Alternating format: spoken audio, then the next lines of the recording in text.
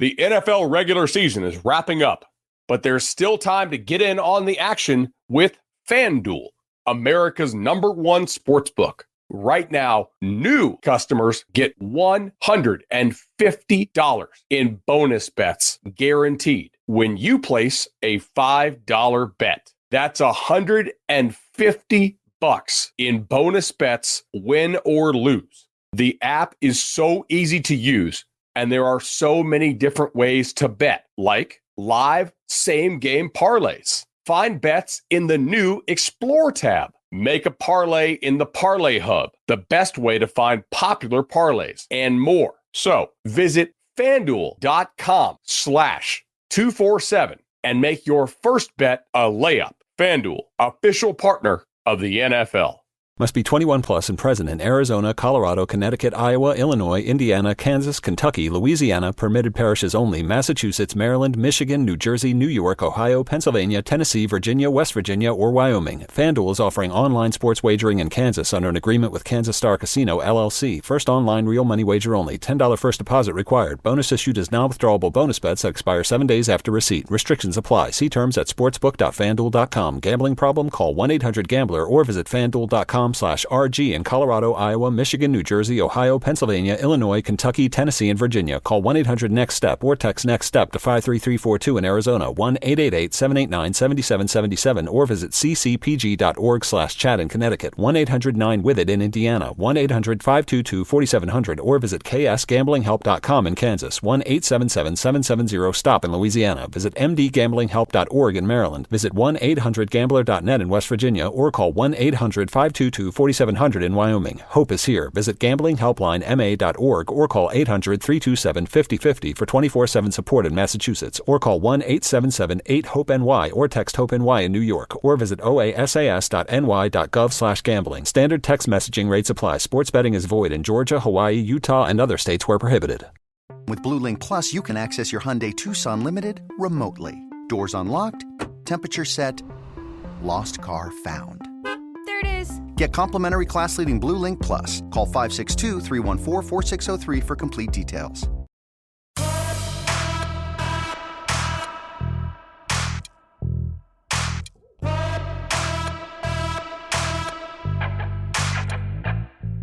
Welcome to the Powercat Podcast, GoPowercat.com's Kansas State Athletics Show. Now, here's your host, GoPowercat publisher, Tim Fitzgerald. Welcome to another edition of the Powercat Pregame Podcast, sponsored by Robbins Motor Company. I am GoPowercat publisher Tim Fitzgerald, and over the next hour or so, we hope to prepare you for Iowa State at Kansas State. It is the final regular season game for both teams, but both teams will also be bowling. But the question surrounding your Wildcats is, can they make it to the Big 12 championship game? Will they get enough help around the conference on this weekend to get it done? It's an interesting question and something we will delve into throughout the show, but I'll just say Friday's games with Oklahoma and Texas both playing on Friday. If both of those teams win, start making your bowl plans and cancel those reservations in Arlington. As I mentioned, we're sponsored by Robbins Motor Company, and we have been for many years, and it's a great relationship. At Robbins Motor Company, they strive to earn lifetime business and build relationships, selling quality cars, trucks, vans, and SUVs, and offering top-notch parts and service. Robbins Motor Company, title sponsor of the Powercat Pregame Podcast. It is the Cyclones and Wildcats. It's Farmageddon. Boy, I love that name. It takes place Saturday night at 7 p.m. in Bill Snyder Family Stadium. And if you're going to the game, bundle up. It's going to be cold. It's going to be chilly as the sun goes down across the Flint Hills. The temperatures are supposed to drop into the 20s. And as of the time of this recording, there is a very strong chance there will be snow flurries. Maybe the big fluffy kind that make you feel all happy, unless you're sitting at a football game and you're cold. But there are still some tickets available if you want to venture out into the winter wonderland that will be the Bill on Saturday between two teams that typically get after each other when they play, and that's why this has become known as Farmageddon. The games are typically decided by one score. Last year, it was 10-9, a Kansas State victory in Ames. Will it be that close this year in Manhattan? Well, it's hard to tell because Kansas State is playing really, really good football at home. And Iowa State, as typical, plays really good defense. This has been a masterful coaching job by Matt Campbell. I'm usually critical of Coach Campbell because I sometimes think he gets too much credit, but he deserves all the credit in the world this year for what he's done. A program and a state really rocked by a gambling scandal involving student athletes at both Iowa State and Iowa, took out Iowa State's quarterback, and they have subbed in a freshman, and he has thrived. We'll get into all of that. We're with Ryan Wallace in the second segment, and coming up shortly, we'll have Brien Hanley to set the stage for this game and what it means for the Wildcats, and he's going to kind of break down how the Cats are playing right now, coming out of that victory at Kansas. And of course, the Cats are 8-3 on the season and 6-2 in the conference, looking to get to 9 wins and 7-2, which would leave them at the very worst tied for second. If they can win the tiebreakers, of course, then they would go to Arlington to play what we assume would be Texas, unless they too lose. I guess there's a scenario where Texas may not make it, but it's too confusing to explain. Iowa State is 6-5 and 5-3. They have really righted themselves within Big 12 play after a really painful non-conference loss. We'll see how that all sets up. The final segment is always for Ryan Gilbert. We got a full slate of games starting with those 2 Friday games on national TV, so there'll be some fun watching on Black Friday. And of course, you have an NFL game this year too to consume, but as Big 12 fans, we typically watch the Big 12 games. So we'll see how Friday plays out because it's so important for the Cats, but we're going to preview K-State and Iowa State as if everything is on the table. But first, here is your reminder that we're sponsored by Robbins Motor Company. K-State fans, visit the Robbins Chrysler Dodge Jeep Ram Fiat location on Anderson Avenue in Manhattan for an exciting test drive. Robbins Motor Company, title sponsor of the Powercat Pregame Podcast. The stakes are high for the Cats as they play host to the Cyclones. And during our pregame show, we'll talk to Chris Kleiman just in a moment. And then we'll talk to the center, Hayden Gillum, who came back for the 6th season to play one more. And then we will talk to QB1, Will Howard, in our final segment as he maybe winds down his K-State career. Remember, he does have his COVID season available. And when asked about that later in this interview, you will hear, he declined to comment, saying, that's for decision for on down the road. He's focused on Iowa State, as are we. So let's get going. And here is my conversation on Tuesday with Kansas State football coach Chris Kleiman, leading up to the Cats and Clones in Farmageddon, Saturday night, 7 p.m. Oh, and if you're watching at home, it's on Fox. And on the other side of Coach Cly is my guy, Brien Hanley. Iowa State was picked for the lower part of this conference, and they've really shown to be a good football team. What do they do that is troublesome? Don't believe everything you hear and see early in the season, because I'll tell you another team, and that was West Virginia. And I saw Neil at Big 12 Media Day, and I said, Neil, you're going to surprise a lot of people. You're going to have a dang good football team. And he kind of smiled at me, and Neil's having a heck of a year. And I know the way Matt coaches. I know the way Matt develops guys at Iowa State. I've got so much respect for Coach Haycock on the defensive side. They just do such good things on both sides, and they never beat themselves. They're sound in what they do. They're really good on special teams. They don't give the ball away. They take it away. They make you earn everything, and then they can methodically put drives together and keep your defense on the field. They've got big play capabilities with a number of running backs and wide receivers, and you can tell just how much those guys have improved, and they play hard. I mean, this is going to be a physical game. These two teams are two of the more physical teams in the league.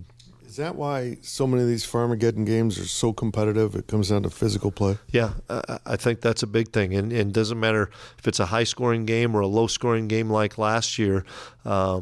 Typically it comes down to a possession or two. And it's going to be physical, and we've got to tackle really well, and we've got to block and get off blocks well. You went to a young offense coordinator 2 years ago. They did it this season. And it seems to be something that's going on in college football, a lot of younger OCs. What are the advantages of that, and why is this occurring? I never thought of it like that. I could see somebody as old as you would think of it like that.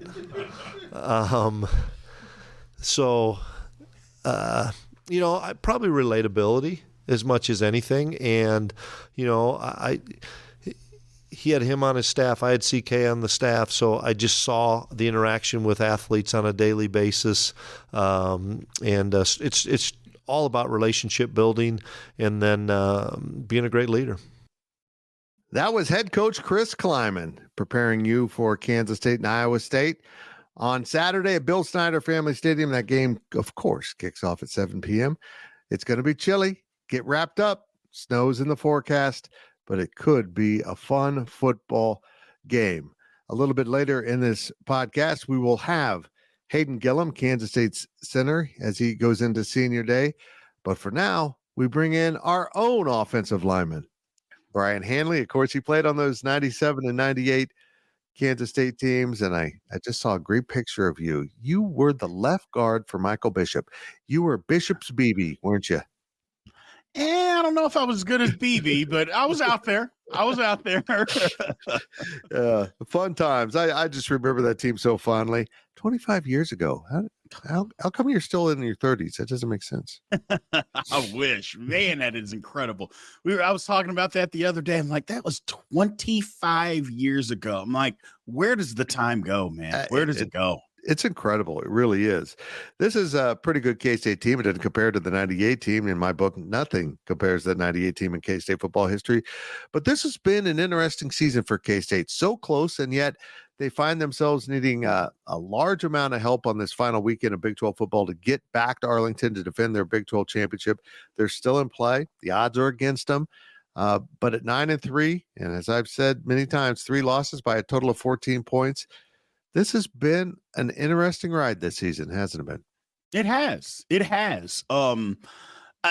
the beginning of the season, I think a lot of people, if you look back and think, oh man, we lost 3 games, a lot of people would be disappointed. They thought K-State would have won more. But then you look at it, it's just like you said, 3 games, 14 points. It's like, man. And then you really look back, it's like Missouri's really good.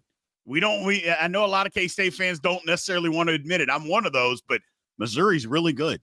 Yep. And Texas is really good, and Oklahoma State may not be really good, but they're a pretty good football team, man. So they didn't lose to anybody that, oh man, no, there's no way we should have lost that game. No, these guys, and they were all on the road and they were in the game in all of this. So, 3 losses, it stinks, but at the same time, K-State's still a good football team, and they lost to some good football teams. Yes, it did. Iowa State is probably, interestingly enough, the best Big 12 team to come to Bill Snyder Family Stadium this year. Let's be honest. Yeah. They're routing everyone in the Bill, but maybe the best team to visit the Bill has been Troy earlier in the season. Troy is probably going to play in the Sun Belt Championship, but Iowa State comes in as a team that is rarely routed. They just play really close games. Even last year when they struggled, these games were close. K-State won 10-9. They build this thing around defense. Matt Campbell has built a Big Ten West program in the Big 12. That's essentially the way they play. I don't always enjoy watching Iowa State play, but I have a damn lot of respect for how tough they are to knock out. And the move to Rocco Becht at quarterback, once Hunter Deckers was removed from the team for the gambling allegations and investigation, this has been a brilliant move. This has been a good coaching job by Matt Campbell. It has. And, 3 games in, I'm sure the pitchforks were out and they got to get rid of them. I'm sure all Iowa State fans were thinking the exact same thing. Get them out of here. And a little patience. And, it's tough to lose your starting quarterback. Whether you think he's good or not, it's tough to lose that guy before the season. Not, hey, he got hurt or something like that. That stinks. Don't get me wrong. But for him to be removed and under the circumstances and the turmoil, because if he was doing it, the next question is, who else was doing it? It's a problem. So that I'm sure they had to dig in and try to figure out. So I think this is maybe Matt Campbell's best coaching job, Fitz, that he's done while he's been at Iowa State. I agree. I thought they would be really bad. They lost a lot of really good players last year, on top of the fact that they struggled. But here they are. They seem to be thriving this season. They're not great, but boy, they compete. And that's the hallmark of Iowa State football. They're going to punch you in the face. Yes. Even if they're outmanned, they're going to punch you in the face, and you're going to know they're on the field with you. And as I said, I have a lot of respect for that brand of football they play. Can K-State consistently move the ball against this Iowa State defense? Texas struggled last week. Yeah, they did. It'll be a struggle. It'll be a fight. I think K-State can move it. Now, there's going to be some opportunities where Iowa State, they're going to have some 3 and outs on us. It's just the way that they play football. But we got to be a little bit more consistent. We got to, add in maybe some things that they haven't seen. I mean, look, I know it's the last game of the year, but you're never done learning. You're never done moving in football. So they're always adding things in. Throw a couple of wrinkles in that maybe they haven't seen to be able to run the football, get the football down the field more, take more shots. I think those are all things that Kansas State is going to have to do and needs to do to be able to win the game. It's senior day. What do you remember of your senior day? Mine was, it was a long time ago, number one. 98, we were playing Nebraska. K-State hadn't beaten Nebraska since I think it was 69 or 68, one of the two. And it was the biggest game that anybody had ever talked about in K-State history, supposedly. And to me, I just couldn't wait to get to the game. Yeah. They announced my name before, and I said this on the Insiders, and I'll say it again. They announced my name before the game, and I thought that was cool because as an offensive lineman, that never happened. And I thought, okay, this is all right. Yeah. But once they did it, I'm like, okay, man, I'd look back, and there was still a bunch of guys that they had to announce. I'm like, let's get to the game. Let's get this thing going, And so I think the guys, they love the pomp and circumstance and getting your name announced. All of that is extremely cool. But after that, it's like, okay, let's get to some football. Yeah, exactly. And this will be interesting football because it's going to be chilly. It's going to, as of this recording, the forecast is in the 20s, and it seems like the chances of snow are growing. And it looks like it's going to be a fairly heavy snow. Maybe accumulation will be later in the night, but it could be one of those, big, fat, wet snows that are falling on the field. Did you ever play in those type of conditions?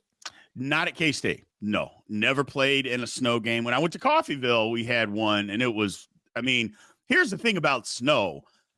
I would rather play in snow than if it's cold. Right. Because when it's snowing, it's not like it's 15 degrees out or anything like that. That's not the case. You can't, it doesn't snow like that. Yeah. So snow is okay. I would much rather play that than when it's cold or rainy or icy. That is absolutely miserable, just miserable. So I take snow all day. Well, it could be interesting.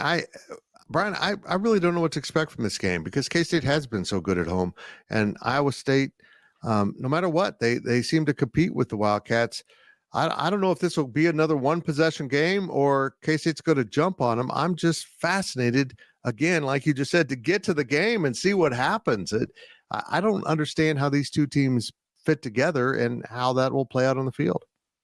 Well, I think K-State is going to come out fast. They've come out fast just basically every single game this year, except for maybe one or two. And I think they're going to do it again. I think if Iowa State doesn't match that same energy, I think K-State is just going to continue to roll because you know how we are. We'll put our foot down on the gas and will not let up. We just won't. That's not what we do at home. We don't let off the gas. And so Iowa State's going to have a fight on their hand if they do not come out and try to stop some of the momentum that we're going to come out with. On the flip side of that, I think K-State has to do that. I think they just need to come out with guns blazing and put their pedal to the metal and just try to take Iowa State out of the game as quickly as possible. Not that Iowa State's going to quit. So I'm not trying to say that. I just think K-State can take them out because as good as their defense is, I'm not sure their offense can hang if K-State starts putting up a bunch of points. I don't believe Iowa State's offense is going to be able to do that. I totally agree with that. In some ways, the Kansas game last week is a script for Iowa State maybe to try to replicate and K-State to avoid. They started fast. It looked like it was going to be a typical K-State, put the hammer down early, and Kansas State just couldn't get rid of KU. They kept coming back, and honestly, KU gave them a lot of stuff that was almost impossible to prepare for because they just threw a bunch of stuff at them. It was really effective. I expect maybe the same from Iowa State. What the hell do you got to lose at this point? It's the last game of the regular season. You're going to a bowl game. Why not open that up a little bit and have some fun with it? Yeah, I think that'll happen. Iowa State will empty the playbook, and I think K-State should empty the playbook as well. Amen. It's just what you said. Last game of the regular season, you're going to a bowl game. There may be some things still in play for K-State, but let's just be realistic about that. That is so far beyond what I think any realistic K-State fan or any fan thinks can happen. So empty the playbook and go have some fun and go play some football. I think both sides should do that. Play as hard as you can on defensive side, bring tons of pressure, make the offense react to you. Just see what happens, man. Don't be conservative. There's no reason to be conservative. No reason. Nope, I agree. It'll be a fun one.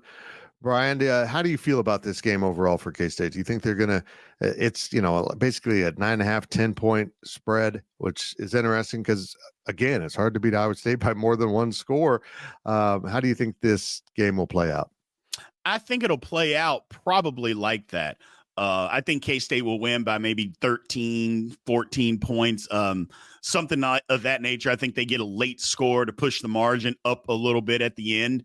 But I think the game will be fairly close. Like I said, Iowa State's going to fight. They are going to fight. And that's not to say that K-State doesn't have a bunch of fighters either.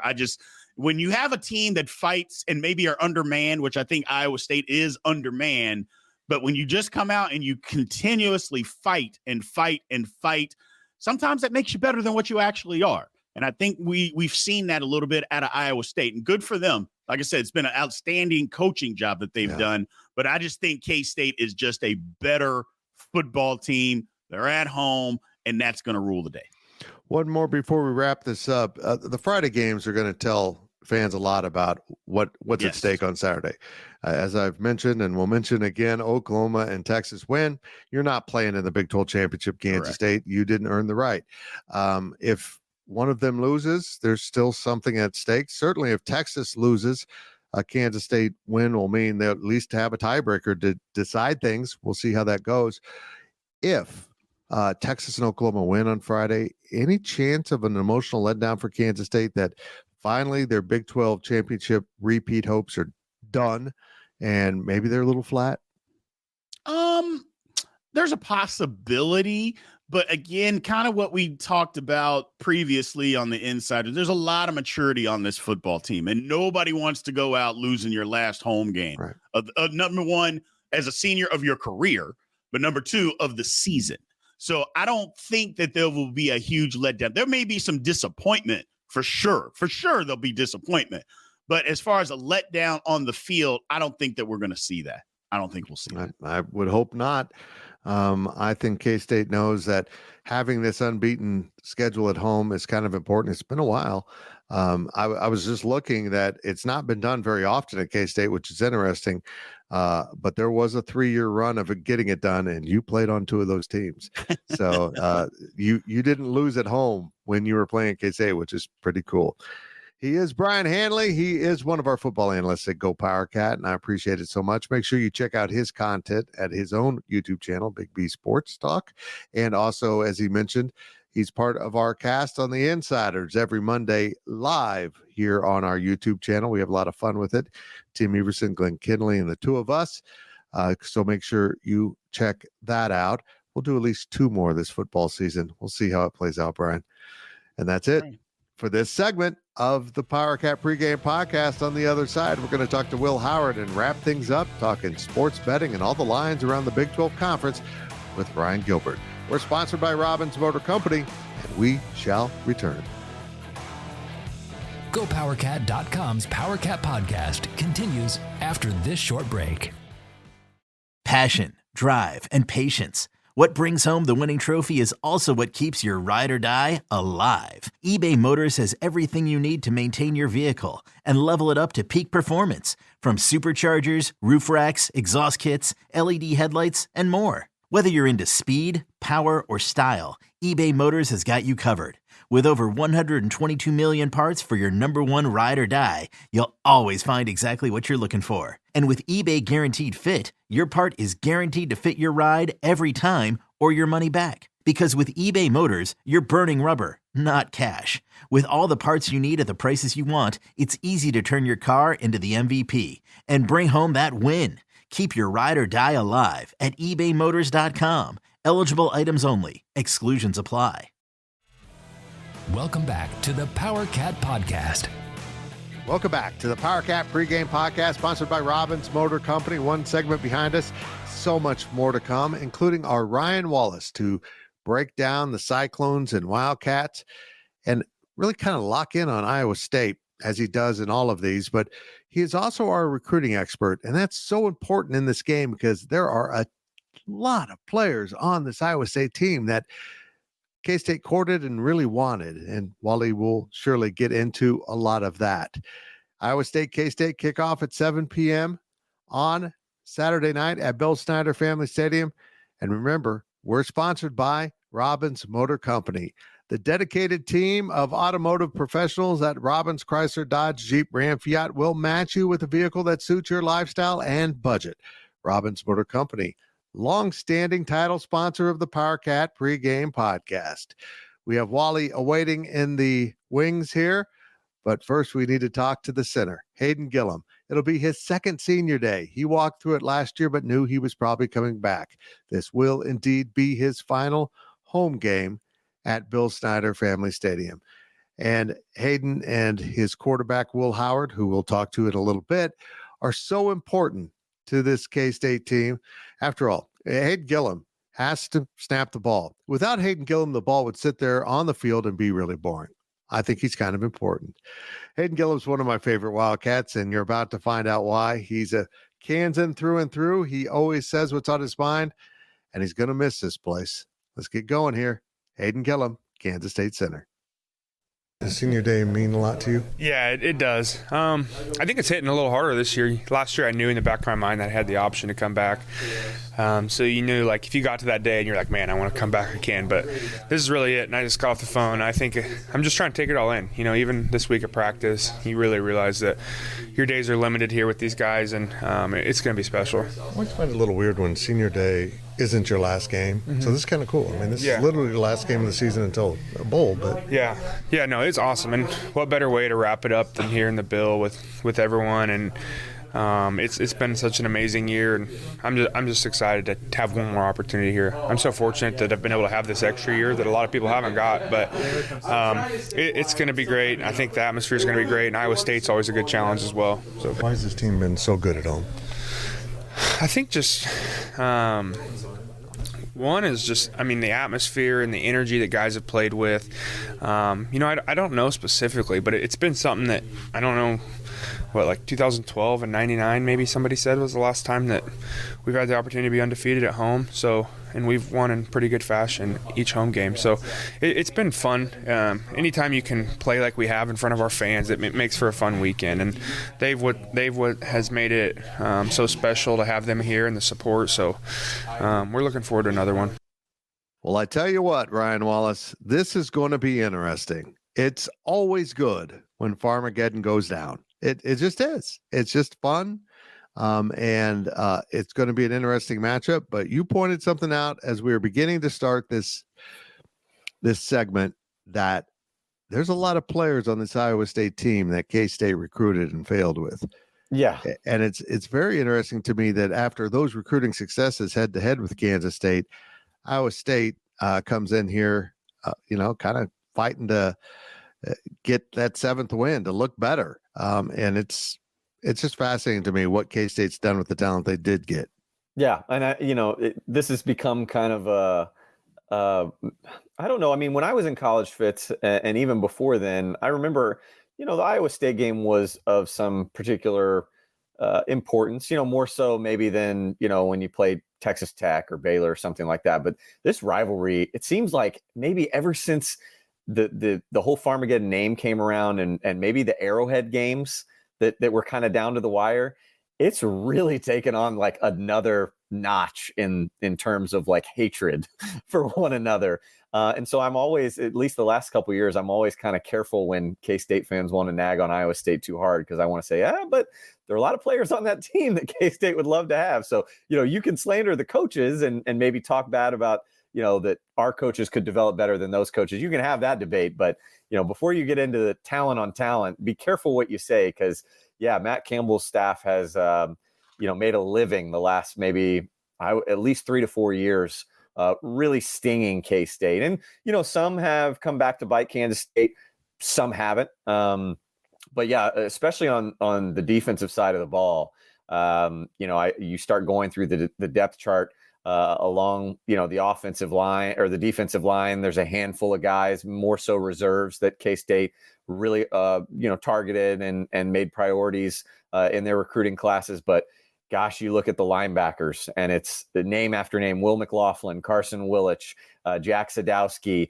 You go into the secondary, there's Miles Purchase, there's Bo Freeler, there's Jeremiah Cooper. The list goes on and on. So it's always interesting when these two teams clash, because you kind of get to see, okay, who was a recruit that, you would have loved to have seen in purple, who's panned out and maybe who hasn't. So fascinating game for me as the recruiting analyst here. Yeah. There's one receiver that every time I see him play, I'm thinking, what if? Mm-hmm. What if? One. Yep. How important is Jalen Noel been to this team? Well, I've covered Jalen since he was a sophomore at Park Hill. He's from the Kansas City Metro.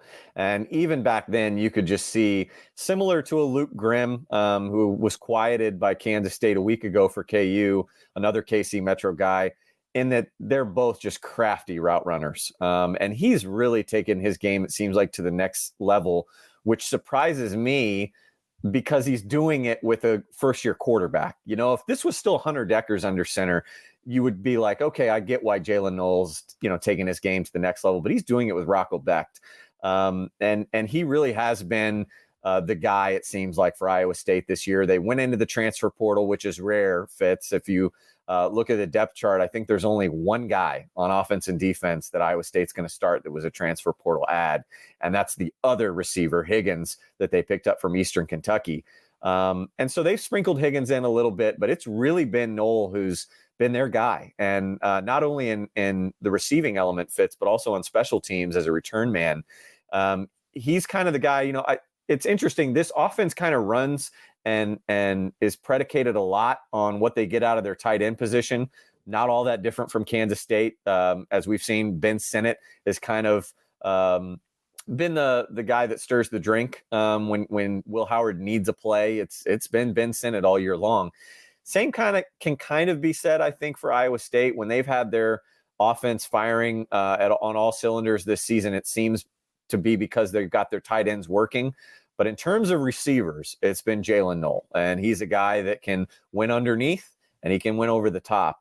No doubt he'll be a guy that Kansas State will definitely target, because, like I said, when you look at the receiving group, it's a very young group for Iowa State, and he's still kind of a younger guy too with Noel. But I think he's the guy that for sure you want to maybe not double cover, but definitely know where he's at all times before the snaps made. I feel like if you have a quarterback named Rocco Becht, you pretty much defined you're a blue collar offense. And this kid has really started to turn the corner. He's a playmaker. He struggled early, but their success is because this kid has grown into the job as a redshirt freshman.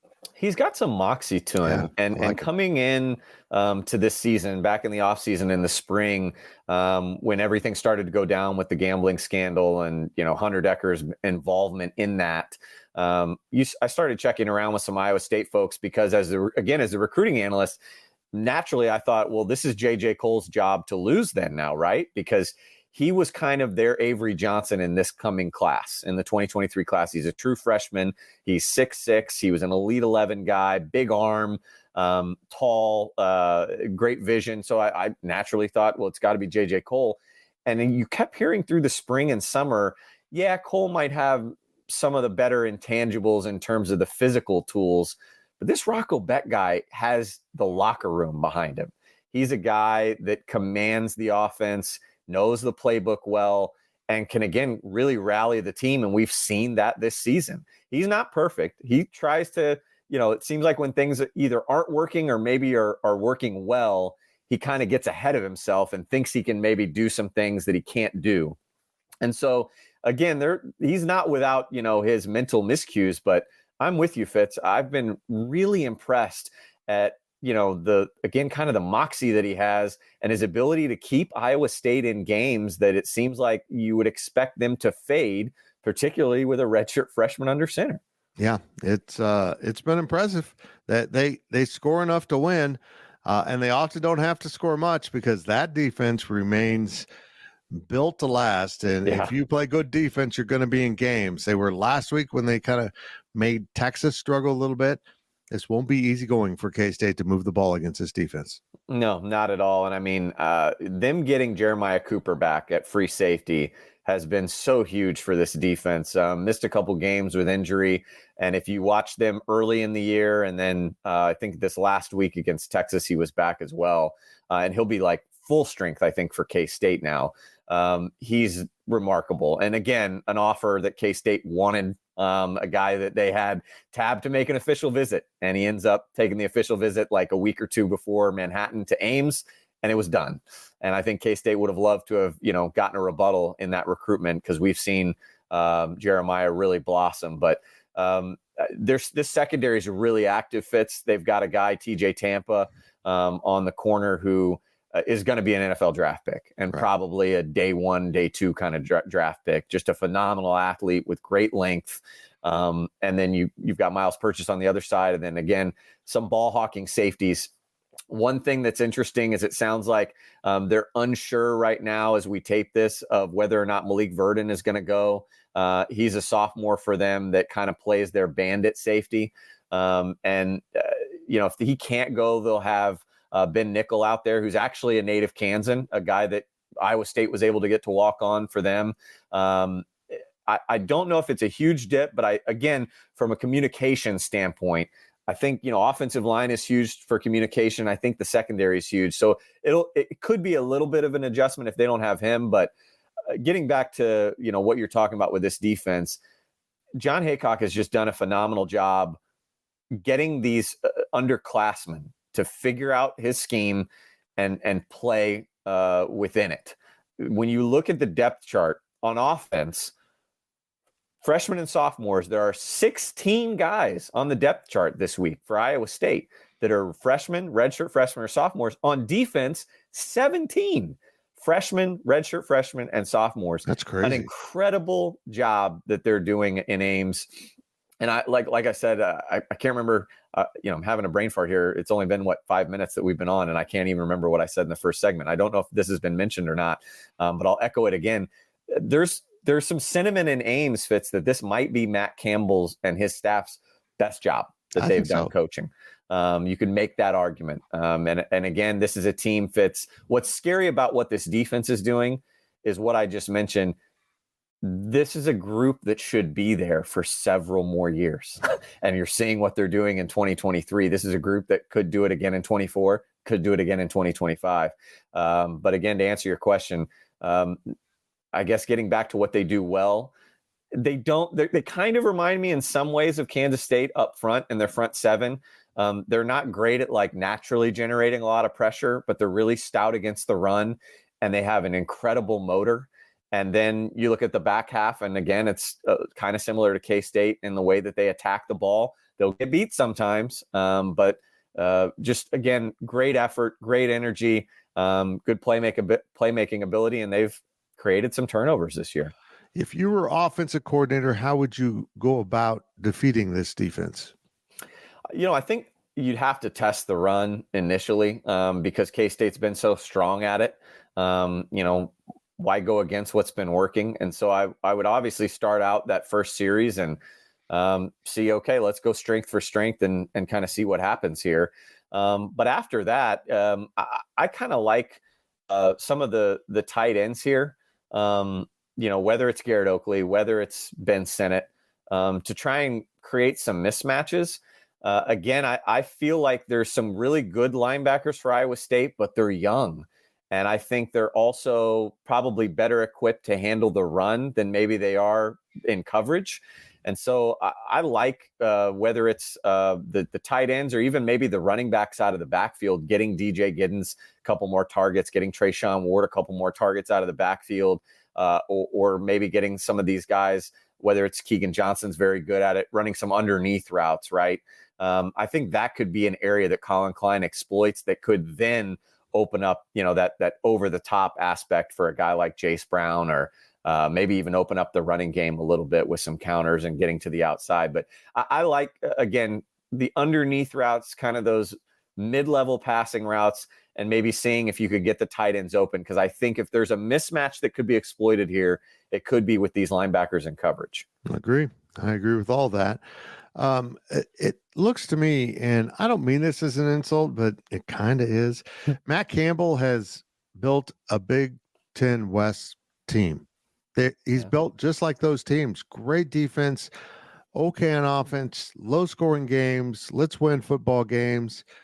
I don't think that's sustainable in the Big 12 because you get so many more powerful offenses that are going to just simply outscore you, maybe by 3 points or touchdown, maybe close, but you're still losing. Yeah. And I just don't feel like he has enough offense to go with this defense. The one area when you talk about the Big Ten kind of comparison that I feel like Iowa State continues to struggle with, and it's kind of been an Achilles heel, it seems like, for the last several years, is that offensive line. Yeah. And they've rotated, I think, shuffled some things with assistant coaches there. And it's still kind of a work in progress. And again, it's a young group. Might be as young of a roster, especially the guys that are on the field, that Iowa State's ever had. But that's one area when you talk about kind of building that Big Ten-esque type of team that, they wouldn't fare well in the Big Ten, is in the trenches. On defense, I think, again, they've got some guys that are tenacious and they never give up. They've got good motor, which would fit well. But offensively, I look at a guy like Jared Hufford, who has 31 career starts on the offensive line. And then you go down to kind of the next most seasoned guys. There are 3 offensive linemen on the line that are expected to start with him on Saturday night. And combined, they have 33 career starts. So, I mean, that tells you the disparity in terms of just how seasoned that group is. And again, even when they've had an experienced offensive line in years past, it just hasn't developed. And you've seen that in some of their rushing statistics too. But one other area, Fitz, that I wanted to touch on that you kind of led into a little bit there that I don't know is sustainable. And again, maybe it's worked this year, but it's interesting when I look at Iowa State and Baylor, why one program is kind of trending up, or at least positively, and the others negatively, because they're both not really investing as much, it seems like to me from an outsider, in NIL and the transfer portal. I already mentioned there's only one guy for Iowa State in Higgins that is a transfer ad that will be a significant player on Saturday, I would expect. Baylor was kind of the same way. They had a couple more transfers, but again, it seems like Aranda and Campbell are taking that old Snyder approach of developmental, right? Getting freshmen and guys and building those guys up. And the only thing I can think of, Fitz, and again, it kind of goes back to what we kicked this whole topic off with, of recruiting, is Campbell has identified guys and taken guys from areas similar to Kleiman and Snyder, where they have that chip on their shoulder, where they're guys that are a little bit from areas that are under the radar, and they will give max effort, and they're high character guys, and they're used to overcoming some adversity, whereas Baylor makes their living with Texas guys that maybe aren't used to the adversity and stuff. And that's the only thing maybe I can think of. But it's interesting when I watch Iowa State, I'm like, why are they doing things that Baylor is not? Because they both seem to be a little bit behind in the transfer portal game and in the NIL game, and yet here the Cyclones are. So on that hand, kudos to Matt Campbell. I'm also struck by the matchup of there's a trend in college football towards young offensive coordinators. And both of these programs have young offensive coordinators that seem to have head coach written on them. I love Nate Shieldhouse. I do too. And I thought it was interesting listening to him. I did not know this, that he was actually interviewed by Colin Klein before he joined Iowa State. And it was when Colin was still that 1 year stint that he was at Northern Iowa. They had an opening. Nate Shieldhouse was apparently involved in that interview process. And Colin Klein was actually the one that interviewed Nate Shieldhouse. And if Colin Klein were to ever move on, Nate Shieldhouse would be a guy that I would probably rally around to, maybe step in his place, because he's a terrific recruiter, especially in Wichita and Kansas City area where he's from. And like you said, Fitz, I think he's a guy that wants to modernize Iowa State. Right. For them being built like a Big Ten team, if you watch them this year with Nate Shieldhouse really starting to, I think this is his first full year as the offensive coordinator, you can see elements where I think once he gets some of these underclassmen where they are understanding his playbook and he gets his feet a little bit more wet as a play caller and figuring out in-game things, I think that you're going to see this offense maybe adapt and evolve from kind of what you were talking about as being more similar to kind of a Big Ten approach. He's a lot more similar to Colin Klein. I'm not sure he has the veterans on that side of the ball yet to really maximize his playbook the way he wants. Yep. It's going to be an interesting sub-story to what could be a very good game. K-State's favored by 9.5 or 10, depending on when the book, what you're seeing at that moment. Does K-State get that cover? I know. It's tough. Well, and here's why it's tough for me, and I wrote about this earlier in the week on GoPowercat. Only twice in the past 16 seasons has this game had a margin of victory exceed 13. And 11 of the past 16 have been one-score games, and 4 of those 11 were by a field goal or less. So, yeah, we're talking 3 points or less.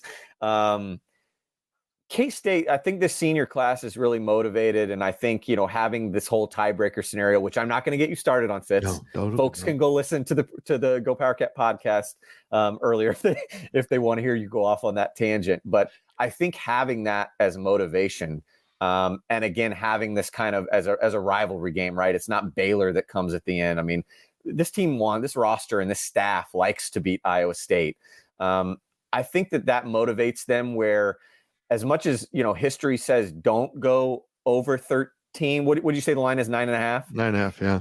As much as I don't want to go that high, I think that there's something brewing here. And the way that K-State has played at home this season, I think they will get it done. It will take every bit of effort from K-State. It's not going to be, I think, the bludgeoning that we've seen for most of the season in Manhattan. But I'll go out on a limb, Fitz, and say that this team is motivated enough, coming off of KU, and again, continues to find themselves and continues to get better week in and week out. I think they will cover this game. I'm going to write this down. In November of 2023, Ryan Wallace showed some optimism.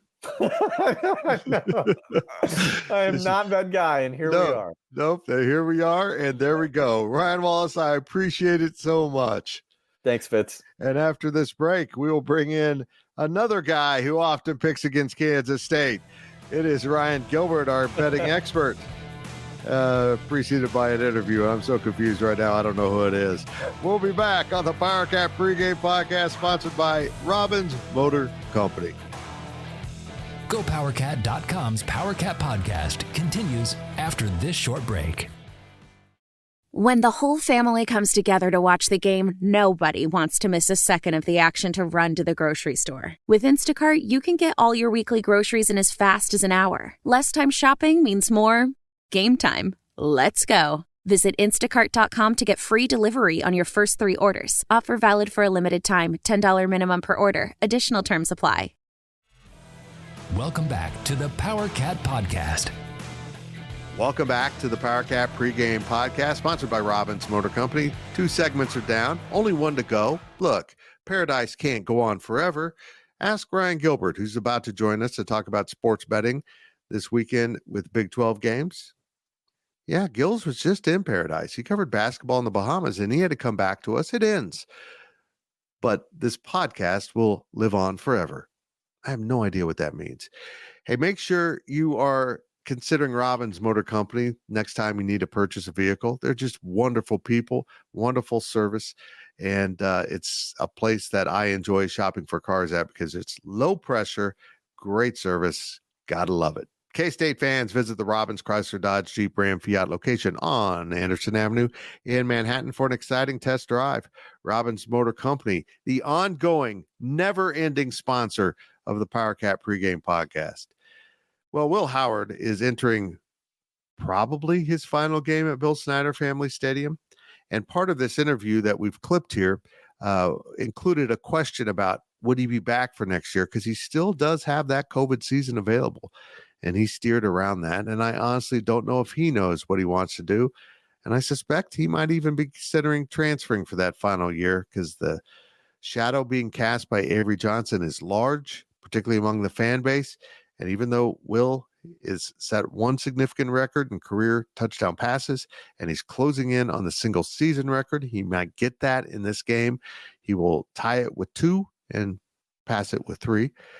It's been an up and down season, but boy, has he been up, leading the Wildcats ever since that loss to Texas, a heartbreaking loss. Will Howard's been pretty good. Wasn't his best at Kansas, but boy, he rose to the occasion and got it done. Let's turn it over to K-State coverage legend D. Scott Fritchen to ask some questions of QB1 Will Howard, and then let's dig into sports betting around the Big 12 football schedule with Gills right after this big quarterback says some really nice things. What's going to be running through your head on Saturday? So many emotions. A lot of emotions, and all that this place has meant to me, and a lot of these seniors and guys that will be running out there for their last time. It'll be emotional, but we want to go out on a good note, so we're going to be locked in and ready to go. What's made the senior class so good? That's a good question. I think a lot of what makes this senior class and all the guys that will be out there on senior night special is all the things that we've been through together. And, going through a tough season like 2020 and rebuilding in 21 and winning a Big 12 championship in 22 and having, kind of an up and down year this year and being so close, we've been through so many things together, and we've leaned on each other, and we love each other so much, and that's special. And that bond that we have, it's gonna last for the rest of our lives. It truly will.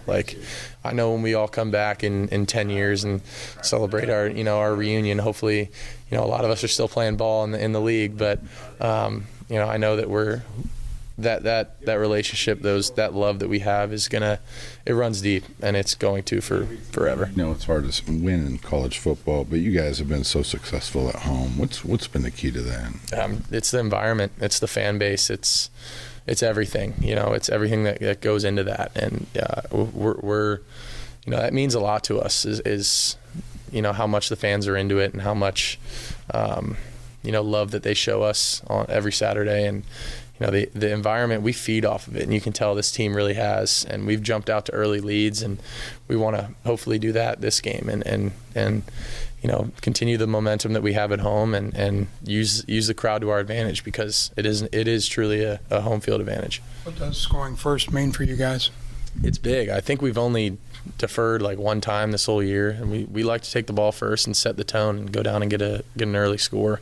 And when we do that, we're majority of the time pretty successful. So it's a good tone setter. I like getting the ball first because just go out and set the tone for the game and make some good plays to start it off. It's big for momentum, and college football is a game of momentum. So. And now it's time for the one and only Ryan Gilbert, fresh off a trip to paradise, the Bahamas. He was hanging out in the Bahamas with the basketball team and the beautiful people, but he's rejoined us commoners here in Kansas to talk about the odds around the Big 12 this final football weekend of the college football season. And it's very exciting, Gills, because we have 2 Friday games. We're not messing around. Yeah, let's buckle in. What are we going to do if they ever play Thursday games? I hope it's not Kansas State. That would suck. Here we go. First game of the weekend. It is on Fox. It is Oklahoma playing host to TCU, one of the more confusing teams in this conference. Oklahoma's a 10-point favorite, much like K-State is, close to what K-State is at home against Iowa State. Gills, I find TCU very confusing, but I also don't think Oklahoma's playing its best football right now. Yeah, we can both agree on that. At OU maybe is a little overrated, overvalued, things of that nature at this point in time, but with this game being on a Friday, like you mentioned, at 11 a.m., this is going to be an early kickoff in Norman. So I would kind of favor the home team just because of that short week that TCU is going to be facing. So it's nothing necessarily that I like about either team or dislike about either team. I'm going to give Oklahoma the edge with the 10 points and think that the Sooners can cover just based off of the circumstances of the week. You've shown your lack of knowledge in the field of science, because if there's one thing known, the Horned Frogs bounce back. It's a dad joke.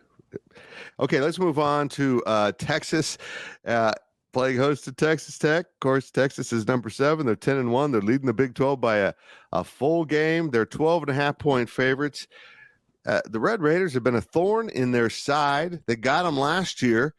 Irony being that loss at Lubbock might have let K-State in to the Big 12 title game, because that's the one that got away for Texas last year and broke the tie for K-State in favor of the Wildcats. Can they do it again? Can Tech come to the rescue of the Kansas State Wildcats once again? If you're a K-State fan, you're rooting for Tech here without a doubt. 12.5 points. That's a lot of points for a Texas Tech team that has been respectable. 3 wins in a row. I get it. Texas has won 5 in a row as well. But the Red Raiders have, like I said, they've been solid. They've been hot as of late. The season's absolutely not over. So I'm going to go with Texas Tech here, because that's kind of who we might be rooting for here. I know we're not fans, Fitz, but I think that will be good for business. Maybe not the travel budget, but good for the website and traffic and all that. So obviously Texas Tech, we want them to win. Texas has struggled the last 3 weeks. Absolutely. And they've won close games, one-score games. Maybe the short week does make Texas the favorite here by that many, but I think Tech will play it close. I don't think Tech wins. Now, if you're a K-State fan, Friday's huge. If Oklahoma and Texas win, you're not going to the Big 12 championship, period. The best course for that is if Texas loses, and of course K-State has to win on Saturday. But if come the end of Friday, if OU and Texas are celebrating victories, you're off to the bowl game after Iowa State. So that is very interesting. Let's get Saturday started with Houston and UCF. This game is in Orlando. UCF is fighting for bowl eligibility. They're 5-6. Houston's 4-7, and UCF is a 13.5-point favorite. I think this has turned into a pretty decent team down in Orlando. I think they cruise here. You would think. Houston's not playing for anything right now. UCF is playing for a bowl. So that's kind of the only angle that I have. I agree, Fitz. UCF certainly looks like the better team. So 13.5 points is a decent amount. So I don't have a strong, feel either way on this game, but certainly would lean UCF just off of those circumstances here in this game. Here in the final week, it's always tricky, which teams are bought in, which teams aren't. It appears UCF would be a team that wants to win more right now. I'm bought in on the Citronauts. Just change your nickname. BYU at Oklahoma State, another game K-State fans should be tracking. Not if OU and Texas win on Friday, doesn't matter. BYU's 5-6, also fighting for bowl eligibility. That's an interesting storyline because this has been a long season for that version of the Cougars. Oklahoma State at 8-3 is tied with Kansas State. 2:30 p.m. on ABC. Oh, wow, Oklahoma State's grown up to a 17-point favorite. I find that hard to believe because O State isn't playing that well. It's really hard to believe when you look at UCF a couple of weeks back, right? You looked at that line and we were all like, what in the world? And now Oklahoma State's back up to 17. I just think that's too high. BYU, and they can keep this game close. Oklahoma State, get this, Fitz, on the season, has only won one game, and this is non-conference and Big 12 play, only won one game by 17 points or more. So while they have a pretty respectable record, sure, A lot of those games have been close, and a handful of them have, been within, 2 touchdowns. But Oklahoma State's just not blowing any teams out. So I'll go with BYU. They got 5 wins, right, fighting for bowl eligibility. And so, again, teams – Fitz, I would love to get a former player's opinion on this, right? But how often do teams, at 5 wins really want to get that 6th win? I feel like, most of the time they do. But I think if you're ready to move on, I think if you're a program with high expectations, it's harder to get your team up. But for BYU coming into the Big 12 this season, they've ran into some obstacles. I think they have the pride, as does TCU. I think, it's been a down year compared to last year, but I think they still have the pride to get there. We'll find out. Good point, yeah. West Virginia hits the road to go to Baylor. Baylor's 3-8, Gilbert. It's not been a good year in Waco. And West Virginia is 7-4, and West Virginia is an 8.5-point favorite on the Bears' home field. Ouch. Yeah. I think West Virginia rolls, though. I agree. Yep. I think West Virginia is not getting any respect here. Baylor's only covered in 2 games all year, so that's the worst in the Big 12. And West Virginia, like we've mentioned here with a lot of these games, the Mountaineers are just playing for more right now. They're playing for, I don't know, the Pop-Tarts Bowl or this bowl or that bowl. They're playing for something. Baylor is not. Yes, that's a very good point. Kansas, 25th ranked Jayhawks, coming off a really great effort against K-State, go to Cincinnati. Cincinnati's also 3-8. Scott Satterfield has stunk up the world while his former team is going to play for an ACC title. Maybe a bad hire. KU's a 6.5-point favorite on the road. This is if Texas and Oklahoma, certainly Texas, loses, this is a sneaky important game for K-State fans. They actually need KU to win this game to layer in something on tiebreakers. I think they do win, but it might be really close, 6.5 points. What do you think? I think KU showed us enough that they can be competitive regardless of who's at quarterback. But again, some of that stuff is now on tape, and teams that have a really good week and they lose maybe take a step back. But I've got a hard time putting my money on Cincinnati. Their season's over after Saturday, and so. But again, you got seniors on your team. I hate to use this talking point for all these games, but it really is so prominent in the final week of the season who's bought in, who's not. So again, KU playing for something, Cincinnati not. Okay. Iowa State comes to Manhattan. The Clones are 6-5 overall. The Cats are 8-3. It is Farmageddon. It's 9.5-point favorite as we look at it right now for the Cats. Saturday night, 7 p.m. on Fox. Some tickets are still available, Gills. You want to buy 300 tickets to a game? Sure. Okay. Sold. Sound good? Gene Taylor, call Ryan Gilbert. He's got it. Oh, you said expense it? Oh, crap. Do the Cats cover 9.5, win by double digits? Something winning by double digits that's not done often in this series. I'll say yes for Kansas State, but first things first, I'm sure you guys have talked about the weather here in the first couple segments, right? That's going to make an impact on this game. And so that usually, if it's snowing, stuff like that, certainly favors a low scoring game, which would, of course, favor the underdog of double digits or 9.5, right? So that's one reason that you want to be cautious about this game. But Kansas State at home every game they've played has been won by double digits. There hasn't even been a game in the single digits. And so I get it. Iowa State might be the best team to play inside of Bill Snyder Family Stadium all year long. And that says a lot about the quality of opponents that have come into Manhattan. But man, I just can't bet against K-State with history. Why would you not back K-State here to win by a field goal and a touchdown, right? I get it. The weather's going to be tough. It's all these games are always very physical. Chris Kleiman mentioned the physicality of this rivalry with Matt Campbell. He's got respect for that coach up there in Ames and all that, but it really boils down to this, Fitz, man. Like I talked about this last week with the game against KU on the road, right?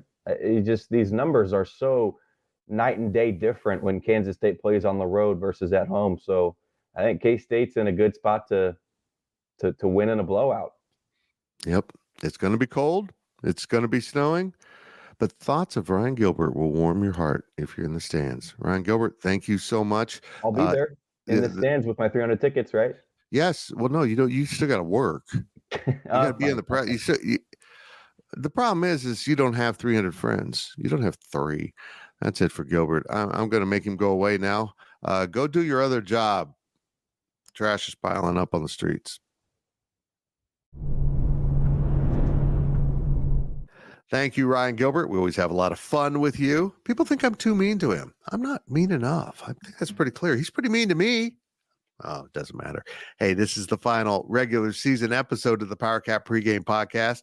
Those 8-3 Wildcats do meet the 6-5 Cyclones in Farmageddon on Saturday night at Bill Snyder Family Stadium, 7 p.m. kick. And if you're stranded at home with family and friends and all warm and comfy, well, good for you. You have to listen to Tim Brando on a Fox broadcast, but it will be shown nationally on Fox. So wherever you are, you should be able to see the game. And of course, you can always sync up the K-State radio network with Wyatt and Stan and listen that way. It's been a fun season to cover the Wildcats, and it hasn't gone the way we expected in 3 games in particular. The Wildcats were flat against Oklahoma State. They were outplayed in some ways, and meaning Missouri made more plays, including that game-winning field goal. And then Texas, they got off the mat, came back slugging, and just couldn't quite get the knockout. They are with 3 losses, totaling 14 points. But they are 8-3 going into this game with the 6-5 Cyclones as we wrap up this season, at least in terms of home games. And remember, as I mentioned, keep an eye on those Friday games. If Texas and Oklahoma both win on Friday, K-State's chances of the Big 12 championship appearance are gone. Texas loses, it gets very interesting in this conference because it could be headed for a logjam of a tiebreaker that the Big 12 will have to sort out. And honestly, if you've been following my daily delivery videos, I don't have any faith they'll get it right. They don't seem to understand their own tiebreakers. But all K-State can do to make that a problem for the Big 12 is win.